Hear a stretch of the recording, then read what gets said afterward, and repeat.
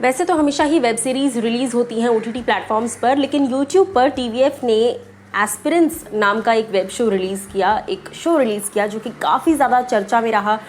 इसके बारे में हमने अपने चैनल पर आपको बताया भी था, लेकिन अब मैं आपको बता दूं कि इस शो पर सवाल उठा दिए गए हैं। जी हाँ, डार्क हॉर्स बुक के जो राइटर हैं, जिनका नाम है नीलोत्पल मृणाल, उन्होंने सवाल उठाए हैं टीवीएफ के अरुणब जी पर। और सवाल ये उठा है कि बुक जो है उनकी डार्क हॉर्स, उसमें से 30% कंटेंट जो है वो लिया गया है, यानी कि प्लेजरिज्म का इल्ज़ाम लगाया है। क्या कुछ उन्होंने कहा है और एक तस्वीर भी शेयर की है, चलिए आपको बताती हूँ।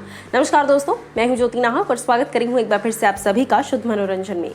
टीवीएफ के इस वेब सीरीज़ पर, इस शो पर इल्ज़ाम लगा दिए गए हैं। पहले तो एस्पिरेंट्स बहुत ही ज़्यादा सक्सेसफुल रहा, हर तरफ मीम मार्केट में इसकी मीम्स बन रहे हैं, बहुत ज़्यादा लोग पसंद कर रहे हैं इस शो को। लेकिन ऐसे में अरुणब जी पर इल्ज़ाम लगाते हुए नीलोत्पल मृणाल जी लिखते हैं, डार्क हॉर्स के लेखक नीलोत्पल मृणाल की टीवीएफ के अरुणब जी से हुई ये मुलाकात एक अच्छे अंजाम तक पहुंचती तो कितना अच्छा था। एक तस्वीर उन्होंने शेयर की है अपनी। उसके आगे वो लिखते हैं, कितनी सुंदर मुलाकात थी, कितनी सहज मुलाकात थी। बॉस डार्क हॉर्स पढ़ के दिखाएगा ना, उस पर कुछ बन सकता है, और बन ही गया, और बन गया मैं भी। यानी कि उन्होंने सार्कास्टिकली लिखा है कि बुक पे स्टोरी तो बन ही गई, लेकिन मैं भी बन गया। ठीक है। उसके आगे वो लिखते हैं, खैर मान भी लीजिए कि पूरी कहानी नहीं चोरी की, और मैं ये कहूँ कि डार्क हॉर्स की करीब 70% कहानी अब भी किताब में बंद है, उसको चोरी नहीं किया गया है। एस्पिरेंट्स ने बस 30% ही मान लिया है।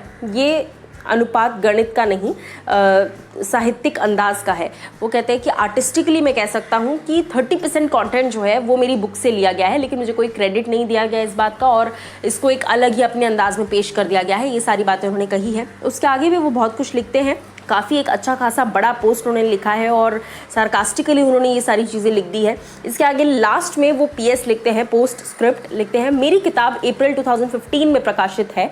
पोस्ट में अरुणब भाई के साथ तस्वीर और मुलाकात का जिक्र इसलिए किया कि आप जान पाएँ कि निर्माता बतौर डार्क हॉर्स का लेखक मुझे पहचानते हैं। किताब पर फिल्म बन सकने की मेरी रुचि या इच्छा से अवगत है, वो जानते हैं कि मैं 2015 में जब उनसे मिला था तब वो जानते थे कि मैं इस बारे में किताब लिख रहा हूँ और किताब बनी हुई है और इस पर एक शो बनाना चाहता हूँ।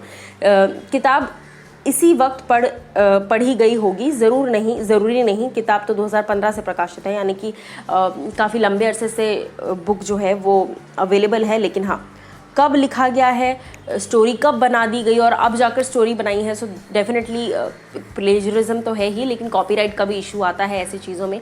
क्या कुछ आप लोग कहना चाहेंगे इस बात पर, बताइए हमें कमेंट सेक्शन में।